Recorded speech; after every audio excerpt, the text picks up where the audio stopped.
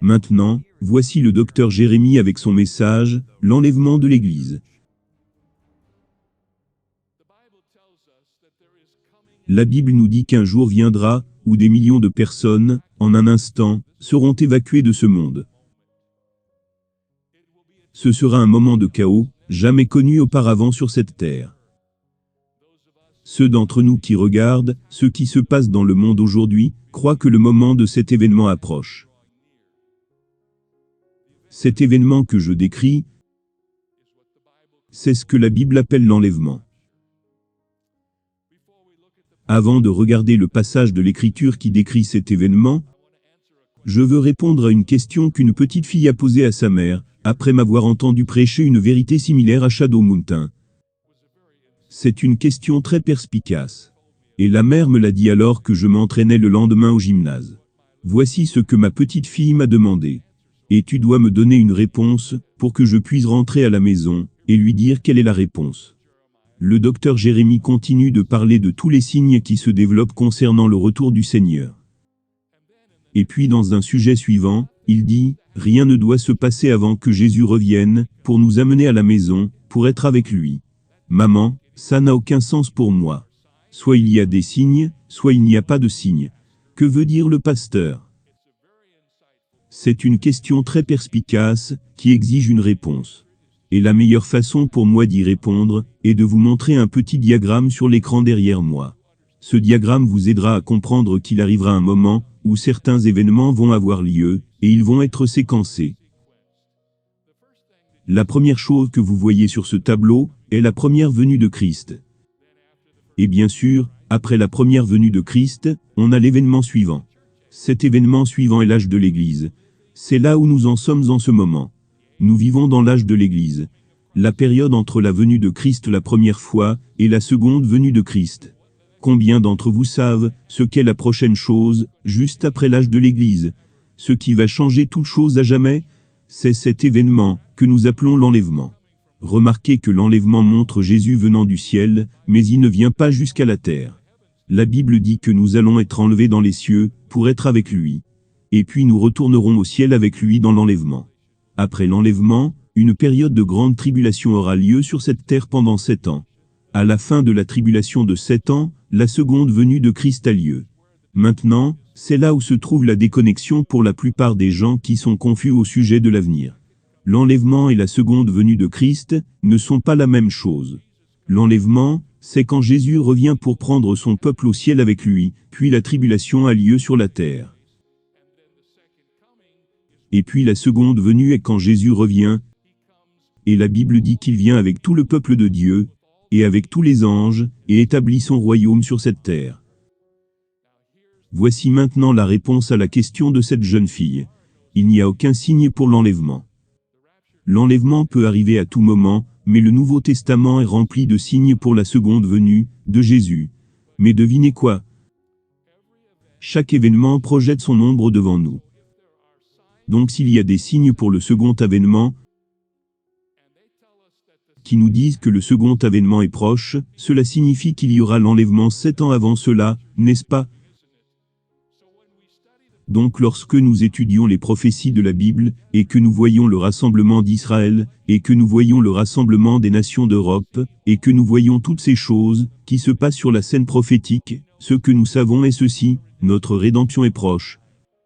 La Bible nous dit que Jésus va revenir. Et je sais que je pourrais m'embarrasser un peu en disant cela, mais je dis aux gens partout où je vais, je m'attends à être présent, quand Jésus reviendra pour l'enlèvement. Je crois que les choses sont tellement proches, que si le Seigneur me laisse vivre ma vie, je verrai l'enlèvement. Et j'ai trouvé un petit slogan. Je préfère voir l'enleveur, que le fossoyeur, n'est-ce pas? J'ai vraiment hâte d'y être.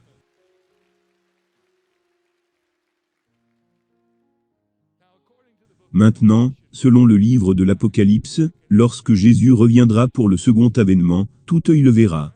Mais quand l'enlèvement se produira, cela se produira très rapidement, très silencieusement. Et c'est la réponse à la promesse que Jésus a faite dans Jean chapitre 14. Vous rappelez-vous quand Jésus était sur le point de partir, après que ses disciples aient compris un peu le sens de sa mort, son ensevelissement, sa résurrection. Jésus les préparait à ce qui devait arriver, et ils ne le comprenaient pas. Et quelques-uns dirent, « Seigneur, où vas-tu? Seigneur, comment irions-nous » Et Jésus leur a dit dans Jean 14, « Que votre cœur ne se trouble pas. Croyez en Dieu, croyez aussi en moi. Dans la maison de mon Père, il y a plusieurs demeures. Et si ce n'était pas le cas, je vous l'aurais dit. Je vais vous préparer une place. Et puisque je vais vous préparer une place, je reviendrai et je vous prendrai avec moi, afin que là où je suis, vous y soyez aussi. » Et l'enlèvement est l'accomplissement de cette promesse du Seigneur. Jésus. Il est allé au ciel. Il nous prépare une place. Et un jour bientôt, il va revenir, et il va nous emmener à sa rencontre dans les airs. Et nous irons à l'endroit qu'il a préparé. Maintenant, si le Seigneur a créé la terre en 6 jours, et s'est reposé le 7e, il travaille sur le ciel depuis plusieurs milliers d'années. Pouvez-vous imaginer quel genre d'endroit ce sera? Ça va être un endroit, comme tout ce que vous avez jamais vu dans votre vie. Et l'espoir du croyant est le suivant, c'est qu'avant que la tribulation n'éclate sur cette terre, le Seigneur Jésus-Christ reviendra. Maintenant, le vrai texte qui enseigne cette vérité se trouve dans 1 Thessaloniciens chapitre 4. L'auteur de ce passage commence par donner à ses lecteurs un aperçu de ce qui va se passer dans le futur, une sorte de petite ouverture de ces événements. Et il commence par essayer de dissiper leur ignorance. Il commence au verset 13 en disant, « Je ne veux pas, frères, que vous soyez dans l'ignorance. » Et j'ai observé qu'à chaque fois que ce passage est mentionné dans l'Écriture, chaque fois que cette petite phrase est dans l'Écriture, vous savez ce que cela signifie? C'est qu'il y a des frères qui sont ignorants. Cela signifie qu'ils ne savent pas ce qu'ils doivent savoir. En fait, J. Vernon McGee a dit un jour, la plus grande congrégation du monde est la congrégation des frères qui sont ignorants. Je ne sais pas si c'est vrai ou pas. Il était un peu plus âgé que moi. Mais l'apôtre commence par utiliser cette phrase, qui montre que les Thessaloniciens ne comprenaient pas ce qui se passait. Alors il écrit ceci, pour dissiper leur ignorance. Et vous savez, l'une des raisons pour lesquelles nous étudions la Bible, est que nous pouvons apprendre des choses que nous ne savons pas. Nous devons donc ouvrir nos Bibles, et demander à Dieu de nous aider à comprendre ce que dit l'Écriture.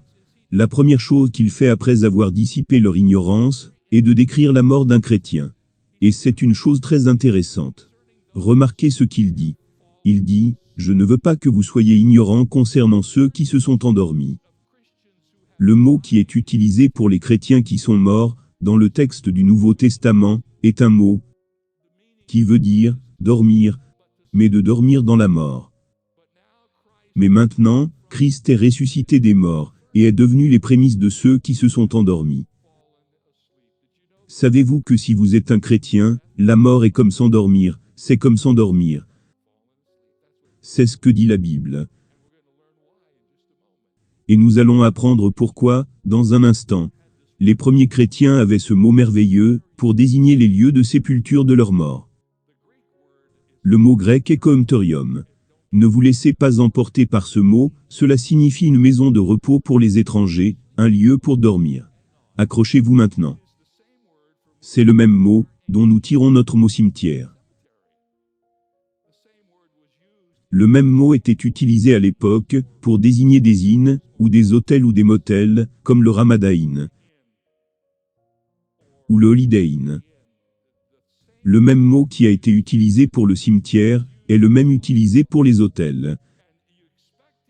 Et vous vous attendez, en allant à l'hôtel, à vous lever le lendemain, et à poursuivre votre voyage. Et c'est l'image de l'endroit où vous enterrez vos bien-aimés croyants. Le corps du chrétien vient d'être mis dans un autel, jusqu'à la résurrection. N'est-ce pas là une pensée intéressante? Alors, où est mon bien-aimé? Oh, il est à l'autel là-bas au cimetière. Cela va ouvrir les yeux de certaines personnes. Et commencer une conversation, si vous en voulez une. Un jour, le Seigneur reviendra, et ce corps sera ressuscité. La principale vérité ici, dont nous devons nous souvenir est la suivante, de la même manière que nous dormons physiquement, et que nous nous attendons à nous réveiller le lendemain dans l'hôtel où nous séjournons, ainsi, en tant que chrétiens, Lorsque nous mourrons, nous pouvons être assurés qu'un jour nous serons réveillés par le retour du Seigneur. Nous sortirons de ces autels, et nous irons être avec le Seigneur dans les cieux. Quelle grande vérité! Maintenant, après avoir dissipé leur ignorance et décrit leur mort, il défend l'espérance des croyants. Et voici ce qu'il dit. Afin que vous ne soyez pas dans la tristesse comme les autres, qui n'ont pas d'espérance. En effet, si nous croyons que Jésus est mort, et qu'il est ressuscité, nous croyons aussi que Dieu ramènera par Jésus, et avec lui ceux qui sont morts. Écoutez-moi, mesdames et messieurs, le Seigneur Jésus est venu dans ce monde, pour ôter l'aiguillon de la mort. Et ce que cela signifie, c'est que même, si nous avons du chagrin, quand on perd quelqu'un, qu'on aime, nous ne sommes pas dans la tristesse, comme l'autre partie du monde, qui ne le connaît pas. Car nous savons que la mort n'est pas la fin. C'est le début de quelque chose de bien meilleur, que ce que nous avons connu auparavant. Voici pourquoi nous n'avons pas à nous affliger. C'est là que se trouve notre espoir. Remarquez ce qu'il dit dans les versets 13 et 14. Il dit, « Si nous croyons que Jésus est mort, et qu'il est ressuscité, est-il trop difficile de croire qu'il peut accomplir le même miracle, dans votre vie et la mienne ?» Cela explique comment Christ a enlevé l'aiguillon de la mort sur les chrétiens. Il a changé la mort, en un sommeil, par sa propre mort. C'est donc la cause de ne pas pleurer. Je n'ai pas peur de mourir. Mais je ne veux pas mourir. Je veux aller au paradis, quand Dieu sera prêt à m'emmener au paradis. Et je n'ai pas peur d'aller au ciel, parce que je sais que quelque chose de bien meilleur nous y attend, grâce à notre foi en Christ.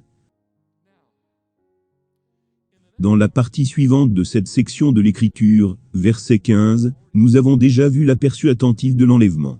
Maintenant, nous allons voir la promesse de l'enlèvement. Remarquez le verset 15. Voici ce que nous vous déclarons d'après la parole du Seigneur. Nous les vivants, restés pour le retour du Seigneur, nous ne devancerons pas ceux qui sont morts. Et il commence au verset 16 et 17, à décrire comment les choses vont se passer, lorsque l'enlèvement se produira. Passons donc en revue ce petit programme chronologique de l'enlèvement au verset 16 et 17. Notez, tout d'abord, la première chose, il va y avoir un retour.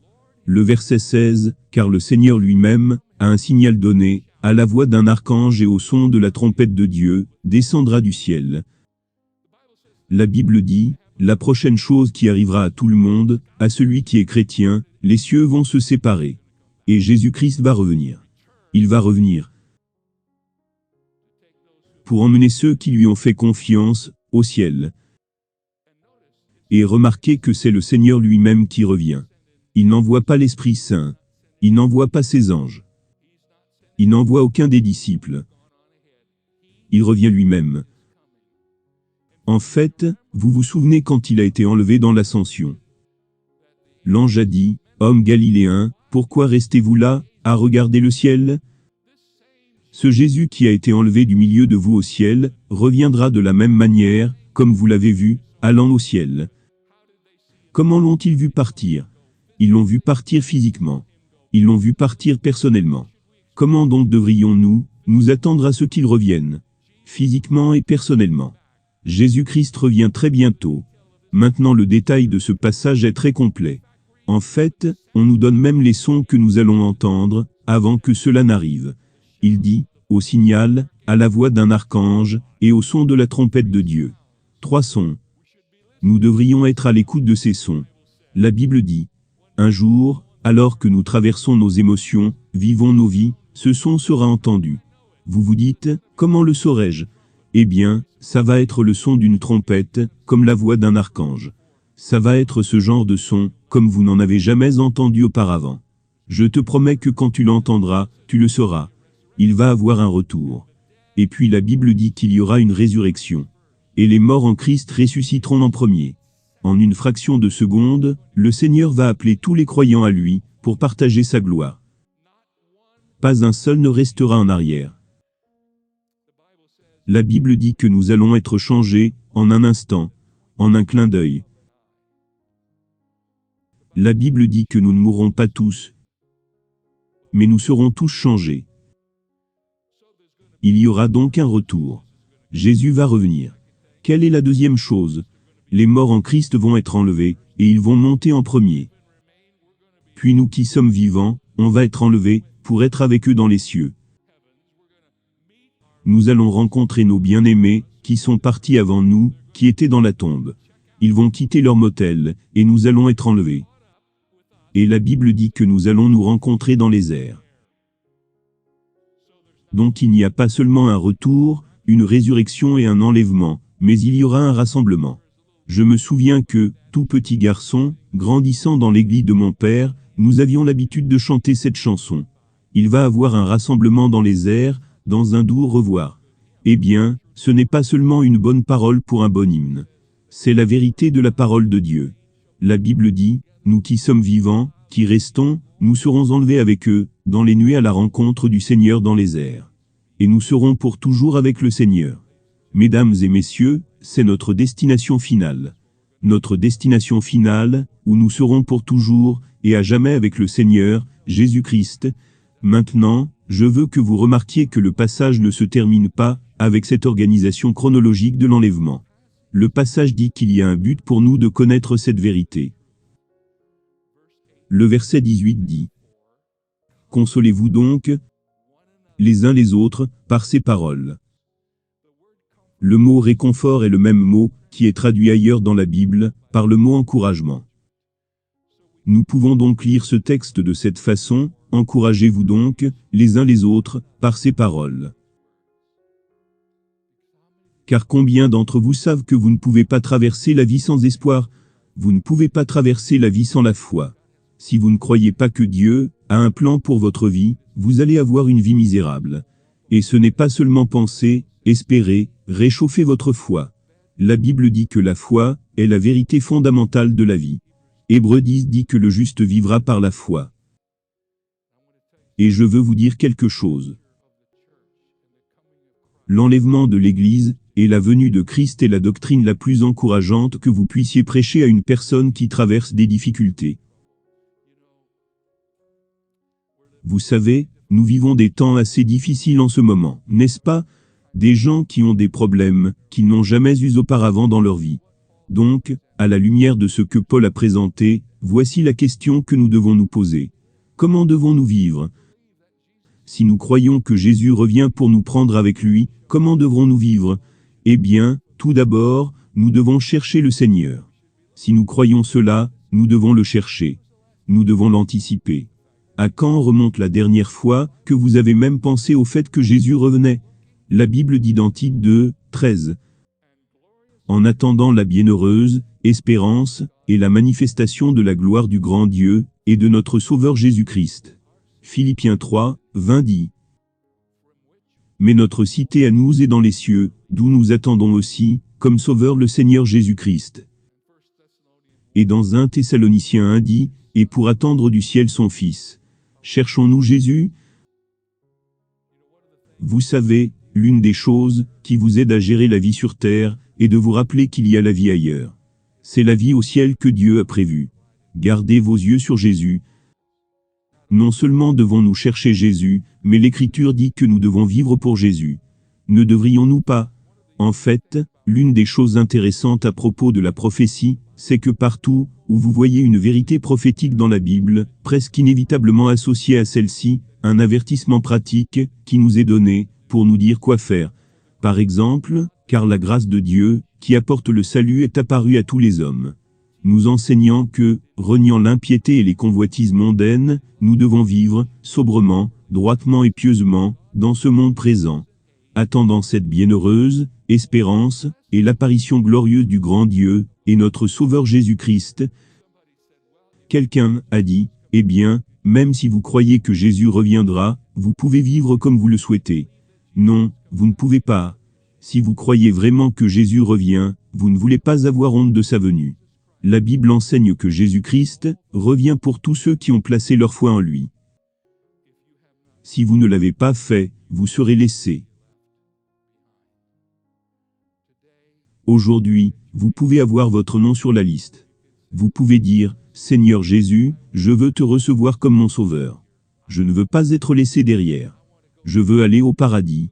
Quand tu reviendras pour ton peuple, je veux être inclus dans ce nombre.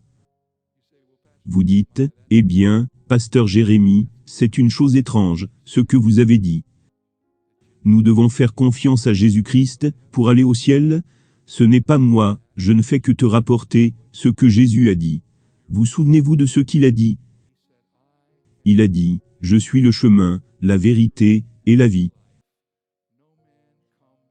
Nul ne vient au Père que par moi. Voulez-vous aller au paradis après votre mort? La seule façon d'y arriver, c'est par Jésus-Christ. Il n'y a pas de plan A, de plan B, et un plan C, il n'y a qu'un seul plan, qui est le plan de Dieu. Et la Bible dit, Dieu a un plan par lequel vous pouvez aller au ciel, et passer l'éternité avec lui pour toujours et à jamais. Et vous pouvez exécuter ce plan ici, maintenant, ici, à cet endroit. Et quand l'enlèvement se produira, vous entendrez l'appel, la voix d'un archange, le son de la trompette de Dieu. Et vous serez appelés à être avec lui.